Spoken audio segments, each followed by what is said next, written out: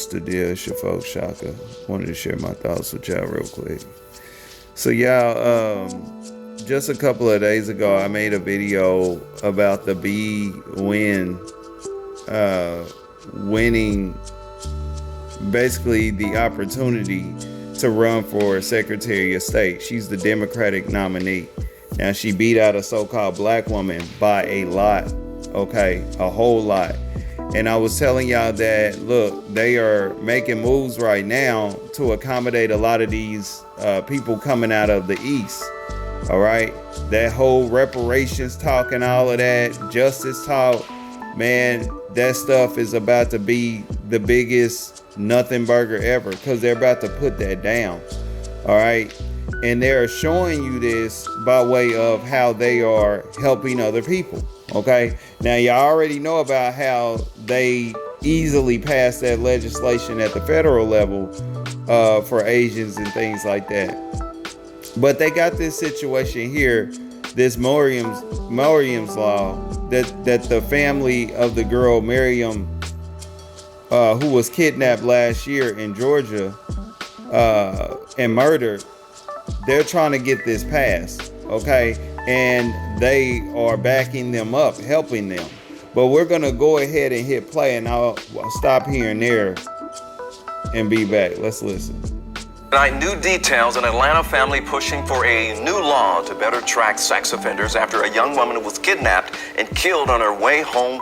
She was on her way home after work. And if you're wondering how those are related, it's called Mariam's Law. It's in honor of her. Joe Ripley's breaking it down for us where this measure stands right now as Mariam's accused killer prepares to stand trial. Joe? That's right.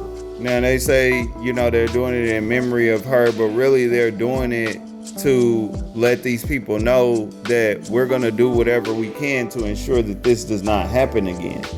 Okay? Because clearly you can see that she is from the Asiatic area. She is of Asian descent. But that's why they're making these moves. You know what I'm saying? When things happen to them by way of so-called black people, especially, they are going to get ahead of it and implement laws to say, no, we're not just going to let this happen to you by the hands of these people.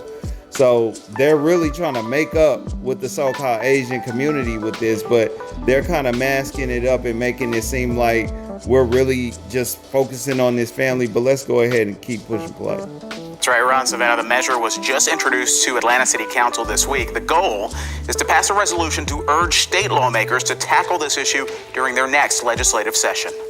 We still miss her very much, but we've been doing our best to be around each other during these times. It's been nearly a year since Ali Abdulrab lost his older sister. Mariam Abdulrab had just left work. Police say she was kidnapped near her home and killed. Her body was found a couple miles away. Police charged DeMarcus Brinkley in Abdulrab's death. Court documents show Brinkley has an extensive history of sexual assault and child molestation against young kids. Now you hear what they said. See, the thing is, the reason why they let guys like him out, and I got a quote what Tupac said a long time ago, where they had that interview, and he was like, see, the thing is, when they let people out, they don't go to the suburbs. They go next door. They right still in the hood. And see, they let dudes like him go, thinking that, you know, he's never gonna have access to somebody like that woman who lost her life, and he's just gonna pretty much be within his community doing a lot of this stuff. You know what I'm saying? Causing and creating chaos, destroying lives. But they want that to happen within our community. When it comes out and it touches them, that's when they do something about it. You know what I'm saying? This is one of the reasons why they're being so heavy about this. And especially if it's happening to somebody that they're trying to let know, no, you can come here and you're safe. Yeah, they got to do something about that. You know, but that's one of the reasons why they allow it to happen. Because they how he got out anyway. But this backfired on them. And so now they want to try to bring the law back a little bit because the wrong people are becoming the victims. But let's go ahead. In 2012 and 2013, he was sentenced to 7 years in prison, 8 years probation. It kind of hurt even more knowing that this guy slipped through the cracks in in our system. And while Brinkley is listed on Georgia's sex offender registry, he was not leveled. In other words, it was unclear how likely Brinkley was to commit those acts again. Something good to come out of it. Ali is now working. See, they didn't look at none of that, because they probably looked at it. It was like, oh yeah, he going right back to the hood. You know, he going right back to the hood. With Atlanta City Councilwoman Keisha Waits proposing Mariams Law, the legislation would better identify and label sex offenders and track the most violent and frequent ones. Critics say Georgia's resources are already strained and there are bigger priorities. Now, hold on. When they say critics, they're talking about so-called black people, saying that, hey, you know, we got a lot of issues that we're having. You know, this ain't the first time this has happened. She's not special. That's who they're talking about. But let's listen to what this woman is saying. Who, that guy they just showed, which is this girl's Mariam's brother, he's working directly with her. All right? This is the access that they are getting. But let's listen to what she said. Individuals who have paid their debt to society. They've served their time. They want to be able to live freely and move on with their lives. But Wade says to prevent cases like Mariam's, this measure has to pass. Ali. Okay, so you got to pay attention. So pretty much, despite all of that, you know what I'm saying, and despite it not really being a priority when you in comparison to other things, they still got to go ahead, put all of that behind and make sure that this measure is passed. Okay. This is about them letting you know this is a new day, y'all.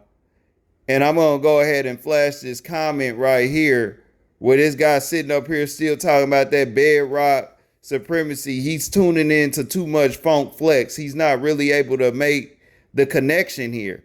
This ain't even got nothing to do with so-called those other folks. But he's sitting up here saying this. These people are bedrock, man. All right. They're going to be devoured, okay, in these modern times moving forward. Y'all got to get a clue, but let's go ahead. Lee doesn't want his sister's death to be in vain and hopes this legislation keeps her legacy alive. You can easily be angry. Oh, okay, yeah, he's just going to get you can be mad at him talk or something like that. But, you know, y'all, that's what I wanted to do. I just wanted to play that clip real quick to let y'all know, look. The reason why they pulled this case is because they're letting y'all know that it is a new day. And by the time you get to 2024, this whole talk about reparations and all that, bro, that's the only way you're going to hear that is if you're tuning into some of these shows of these Hotep dudes and things like that. Because that's not about to be a conversation. The more Eastern people come here, and they start to gain more influence, okay? And I just wanted to go ahead and say that, man. Y'all comment below, like this information, hit the sub button and the bell. We dropping shit y'all like. It's your folks, Shaka the Urban Philosopher. I'm out. It's 300.